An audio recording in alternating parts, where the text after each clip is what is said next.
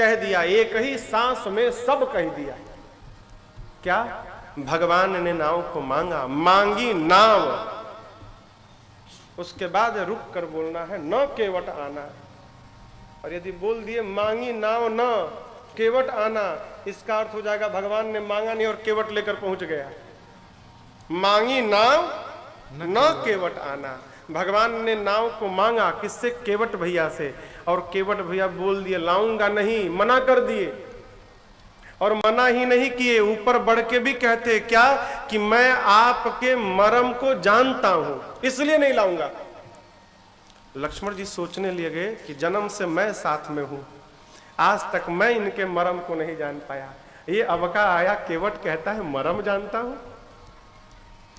बाबा वाल्मीकि जी कहते हैं राम जी से अपने आश्रम में, प्रभु जग पेखन तुम देख निहारे, विधि हरि शंभु न चाव निहारे, तेऊ न जाने मर्म तुम्हारा।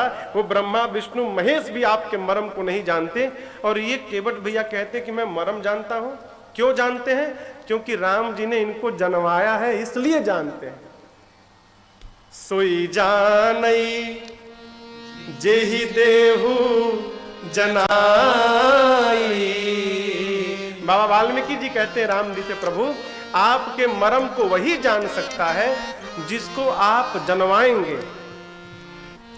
और जो आपके मर्म को जान गया, जानत तुम्हारी तुम्हाही फिर तुम्ही होई जाई। पहले तुम ही है, बाद में तुम ही है।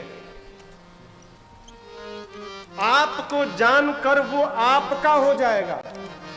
अर्थात जो भगवान के मर्म को जान लेगा वो फिर जगत वालों के काम का नहीं रह जाएगा, वो फिर जगदीश के काम का हो जाएगा।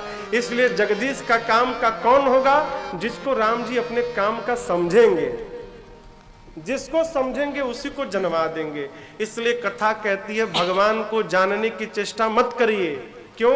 ये हमारे आपके बस के बाहर की बात है। फिर मान लीजिए कि हमारे पिता हैं ये, मान करके इनसे प्रेम बढ़ाइएगा ना, लाड़ बढ़ाइएगा ना, तो एक दिन मानते मानते इनकी करुणा बरसेगी और ये आपका मानना आपके जानने में बदल जाएगा, आप जान ही जाएंगे। केवट भैया कहते हैं कि मैं आपके मर्म को जान गया। क्या मर्म को जान गया भाई? पिछली रात्रि निषाद जी ने पहरे में खड़ा किया था ना, जहां लक्ष्मण जी और निषाद राजगु वार्ता कर रहे थे, सत्संग चल रहा था, बगल में ही केवट भैया खड़े होकर पहरा दे रहे थे और चुपचाप पूरी बात सुन गए। क्या सुन गए? राम जी ब्रह्म हैं, इनके चरण में मनसा वाचा कर्मणा प्रेम करना ही परमार्थ है। केवट भैया सोचने लगे भगवान ही आ गए। आए है, इसका अर्थ है इनके चरण में प्रेम करना परमार्थ है, तो इनके चरण को आज तो छोड़ूंगा नहीं, धोकर अवश्य पीऊंगा। अब प्रेम करने का तो समय है नहीं, क्यों आए हैं चले जाएंगे, फिर क्या करूं, धोकर पी जाऊं तो प्रेम हो जाएगा। केवट भैया पांव पकड़ के बैठे हैं भगवान का, कहते प्रभु लोग ऐसा कहते हैं कि आपके पांव में जो धूर है, जो रज लगा है, वो रज कोई साधारण नहीं, जड़ी है, वो जड़ी बूटी है। कैसी जड़ी बूटी है? वो मनुष्य बनाने वाली जड़ी बूटी है प्रभु। मैंने ऐसा सुना है। मैंने तो ये भी सुना है कि आपने पीछे कभी किसी पत्थर को स्पर्श किया, वो सुंदर स्त्री बन गई। प्रभु आप विद्वान हैं, ज्ञानी हैं, आप ही बताइए, जब पत्थर स्त्री बन सकती है तो ये मेरी नाव पत्थर नहीं लकड़ी है, और लकड़ी में भी दिन रात पानी में रहती है तो पानी पी पी के मोटी हो गई है, कोमल हो गई है। पत्थर को तो समय भी लगा होगा, ये तो देखते बन जाएगी ना प्रभु ना। इस नाव को छोड़कर दूसरा मेरे पास कुछ है भी नहीं, इसी से पूरा परिवार का पोषण होता है? अरे पत भरी सहरी सकल सूत वारे वारे, पत भरी सहरी घर में भोजन नहीं है, केवट के जाति कछु वेद ना पढ़ाई हो, केवट के जाति प्रभु घर में भोजन नहीं है, इसी नाव से परिवार का पोषण होता है। घर में मेरे छोटे छोटे बच्चे हैं, हम वेद भी नहीं पढ़े हैं। साफ साफ कही गए, प्रभु मुझे झमेले में मत डालिए, मैं सीधा सीधा कहता हूं, जब तक पांव नहीं धोऊंगा इस नाव के पास फटकने नहीं दूंगा आपको। चढ़ना तो बहुत दूर की बात है, कुछ नहीं करना है प्रभु, मैं केवल उस जड़ी को निकालूंगा पांव से धोकर। पांव से जड़ी निकल गई, नाव पे चढ़ जाइए।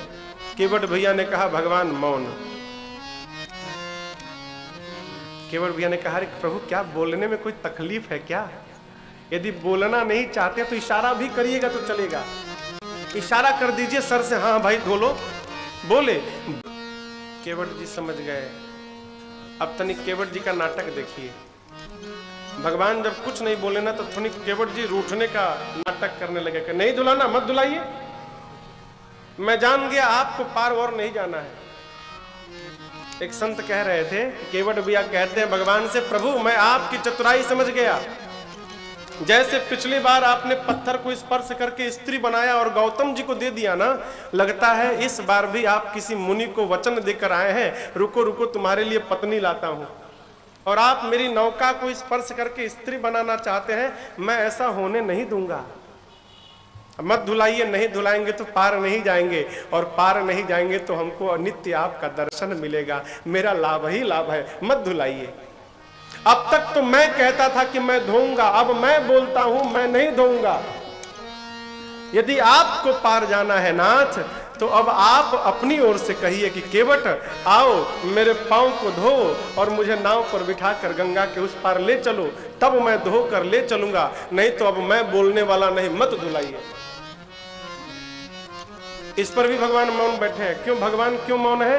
भगवान ये देखना चाहते हैं कि ये क्या क्या बोल सकता है, कितना बोल सकता है, क्या क्या बोल सकता है। भगवान चुपचाप, छोटा बच्चा जब बात करता है ना तो उसके पिता जो होते हैं, बड़े लोग होते हैं, चुपचाप हाँ चुपचाप उसकी बात सुन के सिर हिलाते, क्यों? देखा जाए क्या क्या बोलता है। फिर केवट भैया को ध्यान, अरे राम मैंने तो गलती कर दी, बहुत बड़ी गलती हो गई मुझसे। क्यों? इनका स्वरूप देखकर लगता है कि इनके पास मुझे देने के लिए कुछ है नहीं, बनवासी के रूप में है, और मैंने पहले ही अपनी इतनी गरीबी सुना दी कि प्रभु बहुत गरीब हूं, घर में भोजन नहीं है, इसी नाव से परिवार चलता है। लगता है इनके पास कुछ देने के लिए है नहीं, और ये मारे संकोच में नहीं बोल पा रहे हैं कि यदि केवट ने पार उतार दिया तो उसे उतराई क्या दूंगा मैं। अच्छा अब बीमारी पकड़ में आई है, कोई बात नहीं, पहले बोल दिए होते आप कुछ है नहीं। केवट भैया प्रभु को उस भार से भी मुक्त कर दिए। क्या बोले? क्या कहा? प्रभु पांव को धोऊंगा, नाव पर चढ़ाऊंगा, गंगा पार ले जाऊंगा, उतारूंगा, लेकिन बदले में कौड़ी उतराई नहीं दूंगा, कुछ लूंगा नहीं प्रभु। आपकी सौगंध, आपके पूज्य पिताजी की सौगंध लेकर कहता हूं प्रभु, सत्य कह रहा हूं, कुछ उतराई नहीं लूंगा। लक्ष्मण जी ने सुना कि इसने भैया की और पिताजी की सौगंध ले ली, इतने हिम्मत इसके, निकाल लिए बाण, मार दूंगा। केवट भैया बोले, बहुत अच्छा व्यवहार है आपका, एक भाई मांग रहा है और दूसरा भाई बाण निकाल के डरा रहा है, मार देंगे, मार दीजिए, मर जाऊंगा लेकिन बिना पांव धोए गंगा पार नहीं उतारूंगा। भगवान केवट भैया की बात सुन रहे हैं, कितना निश्चल हो, कोई भेदभाव नहीं, कोई छिपाव नहीं, जो है सो है, भला हूं कि बुरा हूं आपके सामने हूं। भगवान केवट भैया की इस बात को सुनकर मुस्कुरा दिए। सुन केवट के बैन प्रेम लपेटे, अटपटे बिहसे करुणा ऐन, चितई जान के लखन तन। केवट भैया के प्रेम में लिपटे हुए अटपटे वचनों को सुनकर मेरे प्रभु श्री राम जी मुस्कुरा उठे। अटपटे वचन, एक संत हमारे कोलकाता में बम बम बाबा एक दिन आए हैं तो बोले, बेटा ये बता केवट का अटपटा वचन क्या है? हमने कहा प्रभु जहां तक मुझे समझ है, एक और कह रहे हैं कि परिवार इसी नाव से चलता है, और दूसरी ओर सौगंध लेते हैं कि मैं उतरा ही नहीं लूंगा। ये विरोधाभास है, यही अटपटा है। बोले देख, कोई भी आदमी कसम लेता है तो किसकी कसम खाता है? या तो अपनी खाएगा, नहीं तो अपनी बाप की खाएगा। मैं पिता की सौगंध लेकर कहता हूं, या तो पिता की खाएगा नहीं तो अपनी सौगंध खाएगा। केवट भैया प्रभु के प्रेम में इतने लिपट गए हैं कि उनको ये पता ही नहीं रहा कि मैं अपने बाप की खा रहा हूं कि राम जी के बाप की खा रहा हूं। यही प्रेम में लिपटना है, अटपटा वचन है। और जैसे भगवान ने सुना प्रभु मुस्कुरा उठे। देखिए, केवट भैया यूं ही नहीं बोल रहे हैं। जिसको भगवान का दर्शन प्राप्त हो रहा है माई बाप, वो कोई साधारण जीव नहीं हो सकता। इस बात को तय मानिएगा। केवट भैया कोई अनजाने में नहीं बोल रहे, वो जानबूझ के बोल रहे हैं। क्यों? केवट जी ये प्रयास कर रहे हैं कि मैं क्या बोल दूं कि भगवान हंस दे। क्यों हंसाना चाहते हैं? जब प्रभु ने गंगा तट से सुमंत जी को विदा किया ना, सुमंत जी साथ में थे, तो राम जी को ऐसा लगता था कि हमारे ऊपर हमसे कोई बड़ा भी है, जिसकी छाया में हम चल रहे हैं। और जैसे राम जी ने सुमंत जी को विदा किया, मेरे प्रभु को ऐसा लगा मानो मेरे सर से वो छाया ही चला गया। और सुमंत जी को विदा करने के बाद भगवान बहुत रोए। इतना मेरे राम जी रोए ना कि उनके गाल पर आंसुओं की धारियां बन गई। जैसे प्रभु केवट भैया के पास पहुंचे, केवट जी ने देखा भगवान बहुत रोए हैं।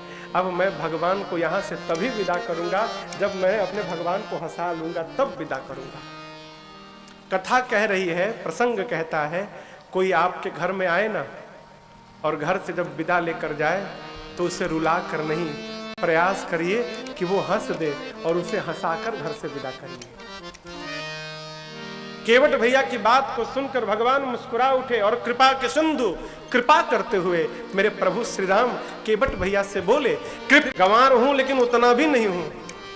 एक बात तो मैं भी जानता हूं कि कोई भी सत्कर्म, कोई भी परमार्थ, कोई भी धर्म का व्यवहार अकेले नहीं पूरे परिवार के साथ करना चाहिए। तो प्रभु आज्ञा दे तो हम अपने परिवार वालों को बुला कर लावें। लक्ष्मण जी बोले, प्रभु 4 घंटे से खड़ा किया है, अब जाएगा परिवारी जनों को बुलाने तो क्या पता आएगा कि भी नहीं आएगा। भगवान ने कहा उपाय कोई है? दूसरा कोई नाव वाला भी नहीं है। उपाय नहीं है तो भेजो इसको, बिना बुलाए धोएगा नहीं है। केवट भैया प्रभु रुख पाई के बुलाई बालक घर नीहो, आज्ञा पाकर दौड़े घर की ओर और जाकर बुलाए सारे बच्चों को, टुनुआ मुनुआ चुनुआ पुनुआ दौड़ो, सबको बुलाया और बुलाकर वही एक मीटिंग किया। केवट भैया ने कहा देखो, जाना, पांव पकड़ना, प्रणाम करना और प्रणाम करके चारों ओर से घेर कर बैठ जाना। पत्नी ने पूछा घेर कर क्यों बैठना है? कठौता छोटा सा लाए, लाकर रखें, भगवान के पांव को धोएं और धोकर ए जी धोई पाय पिया पुनीत बार फेरी फेर फेर कर पहले दाएं पांव को धोए, पी गए। कहे प्रभु बाएं वाला बाकी है, गए जल लाकर बाएं को धोए, फिर पी गए। लक्ष्मण भैया कहे हो गया ना? कहे नहीं हुआ नहीं। क्यों? सब तो मैं ही पी गया, ये घर वालों को उसी के लालच में बुलाया हूं, एक बार और धुला लेते तो इनको भी थोड़ा पिला देता। गए जल लाकर फिर धोए, घर वालों को चरणामृत दिए। लक्ष्मण जी कहे हो गया ना? बोले आप तो चले जाएंगे, हमको इसी गांव में रहना है, गांव वाले एक भी हमको छोड़ेंगे नहीं, कहेंगे तुमने बेईमानी किया है। अपने पी गए, हमको छोड़ दिए। प्रभु आखिरी बार धुला लीजिए, इसके बाद नहीं बोलूंगा। गए जल लाए, फिर धोए और पूरे गांव वालों को कतार में खड़ा करके सबको लगे चरणामृत बांटने। 3 घंटा उसमें लगा। लक्ष्मण जी बोले प्रभु कहिए ना। प्रभु बोले कहां से कहे, देख नहीं रहे हो सबको प्रसाद बांट रहा है। बांट बूट के आए तो लक्ष्मण जी कहे हो गया ना, चलो। तो केवट जी सोचे अब इनसे बात करेंगे तो मार देंगे, कहेंगे ना ना हाँ हो गया आप रहिए। भगवान के पास जाकर धीरे से कहे प्रभु बस आखिरी बार और धुला लीजिए, अब की बार नहीं कहूंगा प्रभु। प्रभु ने कहा अब कौन बच गया? केवट जी ने कहा प्रभु हम जाति के मल्लाह हैं, हमें धर्म का ज्ञान नहीं, आज तक हमने अपने पितरों को कभी जल नहीं दिया नाथ। मैं चाहता हूं कि आखिरी बार आपके पांव को धोऊं और आपके चरणामृत से ही आपको साक्षी बनाकर मैं अपने पितरों को इस गंगा तट पर आपके चरणामृत से ही तर्पण करके उनको मुक्त कर दूं।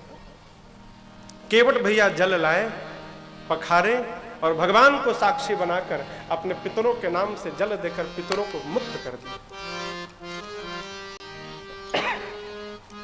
पद पखारे जलपान करी कैसे आप सहित परिवार, पितर पार करी प्रभु ही पुनि मुदित गयो ले पार। सबको पार करने के बाद केवट जी लेकर गए भगवान को उस पार पहुंचते गंगा जी के तट पर सबसे पहले मेरी माँ उतरी, फिर मेरे प्रभु उतरे, निषाद राजगु उतरे, फिर लक्ष्मण भैया उतरे और सबसे पीछे केवट भैया उतरे। केवट भैया उतर कर क्या किए? केवट उतरे अदंडवत की। आप ध्यान रखिएगा, अब तक केवट भैया भगवान को प्रणाम नहीं किए। क्यों? केवट जी इस बात को भली भांति जानते हैं, यदि पहले ही प्रणाम कर लेंगे फिर जो राम जी बोलेंगे वो करना पड़ेगा। हमको तो भाई पहले अपनी वाली करनी है ना, पहले पांव धोकर पी लूं फिर प्रणाम करूं, तो पहले अपने मन वाली कर लिए, पार किए और उतार कर सबसे पहले भगवान को दंडवत किए। जैसे गिरे भगवान, प्रभु ही सकुचाए ही नहीं कछु दीना। भगवान का एक स्वभाव है, जैसे कोई भगवान के चरणों में दंडवत करता है, मेरे प्रभु शीघ्र अविलंब उसे उठाकर हृदय से लगाते हैं। लेकिन आज मेरे राम जी ने केवट भैया को उठाया नहीं। क्यों? प्रभु सोच रहे हैं ये संतान है, इसने कह दिया कि मैं कुछ नहीं लूंगा, मैं पिता हूं, मेरा धर्म क्या कहता है, मैं कुछ दिए बिना विदा कर दूं।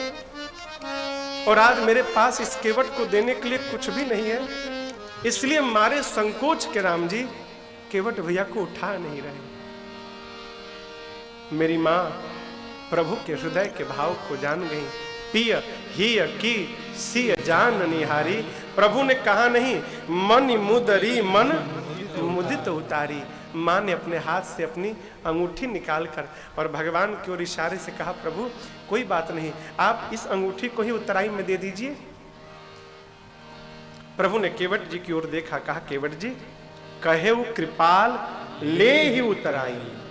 आप ध्यान रखिएगा, कई लोग कहते हैं कि प्रभु ने अंगूठी उतारकर, मां ने अंगूठी उतारकर प्रभु के हाथ में दे दी और वही अंगूठी प्रभु पहने रहे और वही अंगूठी प्रभु हनुमान जी से भिजवाएं। ये गलत बात। कोई भी समझदार पति अपनी पत्नी की अंगूठी को अपने पास नहीं रखेगा।